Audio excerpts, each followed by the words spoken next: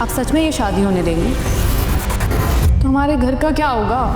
मैंने तुम्हें एक ज़मीन गिफ्ट की, तुमने आलियान को दे दी। एक हाउसिंग सोसाइटी बन रही है, उसने वो ज़मीन बेच के उसमें पार्टनरशिप की। वकार और रोशनी की बहन के बीच कुछ चल रहा है, इसीलिए वो ये इशू हाईलाइट कर रहा है। शादी के बाद भी जॉब करूंगी, आयम और साइम को अकेला नहीं छोड़ूंगी। मैं आपको जॉब की परमिशन नहीं दे सकता। अगर यही बात है तो फिर आप ये भी सुन लें कि ना मुझे आपका फैसला एक्सेप्टेबल है और ना ही शादी। दिल की बात कर लेती हूँ मैं आपसे। इतने से दिनों में आदत हो गई है मुझे आपकी। अच्छा अब मुझे ऐसे ना देखें, बहुत सेंटी माहौल क्रिएट हो रहा है। मैं रोने लग गई ना, मैं बहुत बुरी लगती हूँ रोते हुए। मुझे ज़ैनब भी ने बताया था कि बतूल ने बिरयानी बनाई है। मैंने ऑफिस में कुछ भी नहीं खाया, मुझे बहुत भूख लग रही है। आप मेरे साथ चले ना, बिरयानी खाते हैं, आपको मूड अच्छा हो जाएगा। नहीं बेटा, दवा खा चुकी हूँ मैं। चावल खाऊंगी तो फिर से शायद ना खराब हो जाए। आप लगता है सीधा ऑफिस से यहीं आ गए? जी, वो दरवाजे पे ही ज़ैनब भी मिल गई थी। मैं बस फौरन से चेंज करके आ गई। मैं आपके लिए ना रोज लंच में कुछ ना कुछ बना दिया करूंगी। ठीक है, आप बना दिया करें। चले मैं खाना खा के आती हूँ। आपको कुछ चाहिए हो तो बता दियोगा।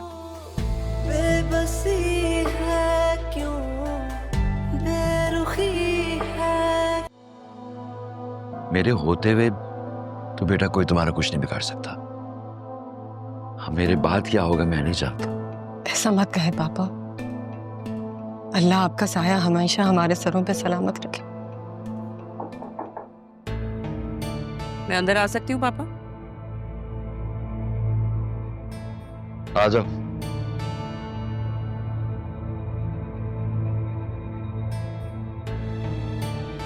हदील की कॉल आई थी, कह रहे थे आपको हॉस्पिटल लेके जाना है डॉक्टर के पास। आपको मैं खुद ही ले जाती, लेकिन मैं खाला के पास जा रही हूँ, नहीं लेके जा सकूंगी। तुम ले जाना।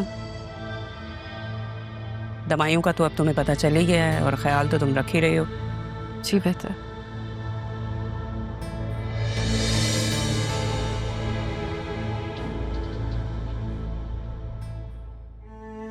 मैं तो पापा को भी नहीं बता सकती कि इनके ज़हन में क्या चल रहा है हम बाप बेटी के रिश्ते को लेकर। जी, कुछ वक्त दो मुझे, मैं बात करूंगा दिल से और सब कुछ बता दूंगा। पापा बोलते किसी ने कि आपका और मेरा रिश्ता किसी के सामने ना खुले, हमेशा ऐसे पर्दे में ही।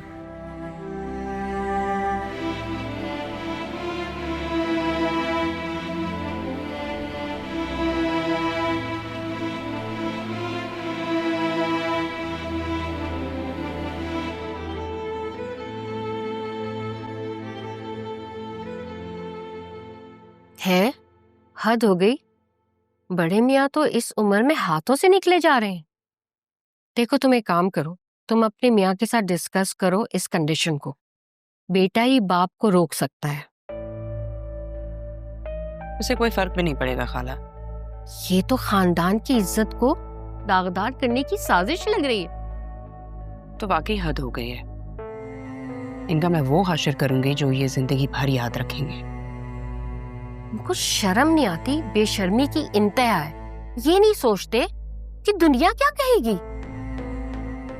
खाला, अगर दुनिया की इतनी परवाह होती ना तो ये अनजान औरत को इतना एक्सेस ना देते। कह रहे थे इसे शॉपिंग करवाएंगे।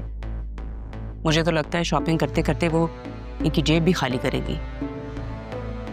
भाई आसिया, मुझे तो फिक्र हो रही है। तुम्हारे घर में एक जवान लड़की है, इन सब बातों का बतूल पे क्या असर होगा? अब तो मैं भी खामोश नहीं रहूंगी। हद होती है। नहीं, मैं तो उनका वो हशर करूंगी जो सारी जिंदगी याद रखेंगे, खास तौर पे इस सितारा का। देखिएगा खाला, किसी को मुंह दिखाने के काबिल नहीं रहेगी। मैं तो कहती हूँ रंगे हाथों पकड़ लेना, बिल्कुल रियायत नहीं करना। रियायत उनके साथ की जाती है खाला जो इस काबिल होते हैं। ये लोग रियायत के काबिल नहीं है। और तो और मेरे चचा साहब ये कह रहे थे कि तुम्हारा फैसला अदील करेगा। अरे भाई, उन्हें तो ये सोचना चाहिए कि अब उनका फैसला मेरे हाथ में है। मुझे तो मौका नहीं मिला। मेरे हाथ में मोबाइल होता तो मैं इनकी वीडियो बनाती और इन्हें एक्सपोज करती, देखती कौन किसका फैसला करता है। मैं अंदाज़ा कर सकती हूँ आसिया कि तुम्हारी इस वक्त क्या कंडीशन है और तुम्हारी क्या कैफियत है, लेकिन देखो सोच समझ के सब कुछ करना। देखो मेरी बतूल पे कोई बुरा असर नहीं हो। मैं उसी की वजह से खामोश हूँ, वरना इन लोगों के चेहरे तो मैं कब के बेनकाब कर चुकी होती। तौबा तौबा इस्तग़फ़ार, अल्लाह गारत करे ऐसे बेशर्मों को।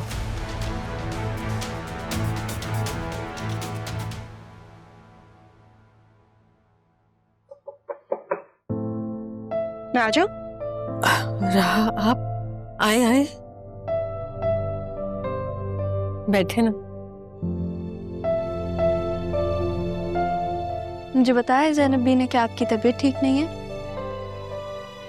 बस जरा सा बुखार हो गया था, अब ठीक हूँ। मेरे नाना जान की तरह ना आप भी मुझे अपनी सेहत को लेके बहुत लापरवाह लगती हैं। विरासत में कुछ ना कुछ तो मिलना ही था ना। विरासत? मुझे तो लगा विरासत तब मिलती है जब आपका खून का रिश्ता होता है, साथ रहने वालों से थोड़ी ना मिलती है। बहुत अक्लमंदी की बातें करती हैं आप। मैं आपसे एक बात करूं, आप बुरा तो नहीं मानेंगी? कहीं मुझे ऐसा लगता है कि आप बहुत बहुत परेशान हैं किसी चीज को लेके। आप हर वक्त सोचती रहती हैं। आपको पता है ना ये आपकी सेहत के लिए अच्छा नहीं है। आप मुझसे बात कर सकती हैं, दिल हल्का करें। कुछ नहीं, बस वो दिल चाहता है कि अपनी बेटी से मिलूं बगैर किसी खौफ के, डर के,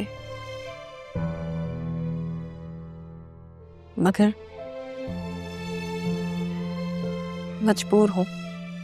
ऐसी भी क्या मजबूरी है कि आप अपनी औलाद से नहीं मिल सकती? कुछ गलतियां ऐसी होती हैं जिनका मदावा करते करते जिंदगी गुजर जाती है, मगर सजा मुकम्मल नहीं होती। ऐसी कौन सी गलती हो सकती है कि आप अपनी औलाद से बात भी ना कर पाए? उसका दिल नहीं चाहता होगा अपनी माँ से मिलने का। चाहता होगा, मगर उसको ऐसा लगता है जैसे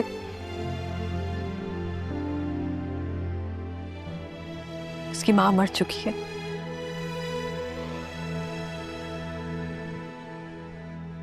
शायद सब्र आ चुका है उसे। आपको पता है कभी कभी ना इंसान इतना सब्र कर लेता है तो उसके लिए अच्छा नहीं होता। माँ जैसी भी हो होनी जरूर चाहिए, चाहे वो मामी जैसी क्यों ना हो। मुझे तो लगता है कि माँ को ना मरने का भी हक नहीं होना चाहिए।